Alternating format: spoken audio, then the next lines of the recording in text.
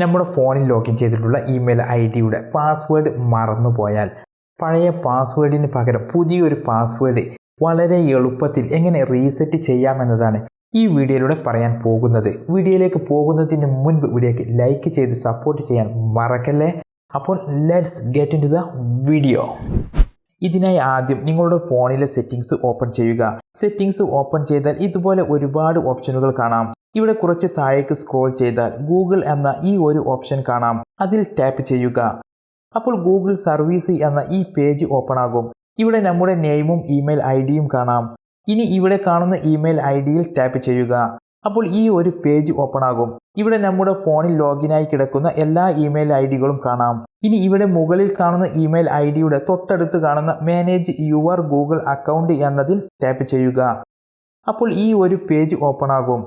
ഇവിടെ മുകളിൽ നമ്മുടെ ഇമെയിൽ ഐഡി കാണാം. ഇനി ചിലർക്ക് ഇപ്പോൾ ഇവിടെ മുകളിൽ കാണുന്ന ഇമെയിൽ ഐഡിയുടെ പാസ്വേഡ് അല്ല ചേഞ്ച് ചെയ്യേണ്ടത്, പകരം ഫോണിൽ തന്നെ ലോഗിൻ ചെയ്തിട്ടുള്ള മറ്റൊരു ഇമെയിൽ ഐഡിയുടെ പാസ്വേഡാണ് മറന്നിട്ടുള്ളത് എങ്കിൽ ആദ്യം ഇവിടെ മുകളിൽ കാണുന്ന ഇമെയിൽ ഐഡി ചേഞ്ച് ചെയ്യണം. അതിനു വേണ്ടി ഇപ്പോൾ മുകളിൽ കാണുന്ന ഇമെയിൽ ഐഡിയിൽ ടാപ്പ് ചെയ്യുക. അപ്പോൾ നിങ്ങളുടെ ഫോണിൽ ലോഗിൻ ആയിട്ടുള്ള എല്ലാ ഇമെയിൽ ഐഡികളും കാണാനാകും. ഇതിൽ ഏത് ഇമെയിൽ ഐഡിയുടെ പാസ്വേഡാണ് നിങ്ങൾ മറന്നിട്ടുള്ളത് ആ ഇമെയിൽ ഐഡി ഇവിടെ നിന്നും സെലക്ട് ചെയ്യുക.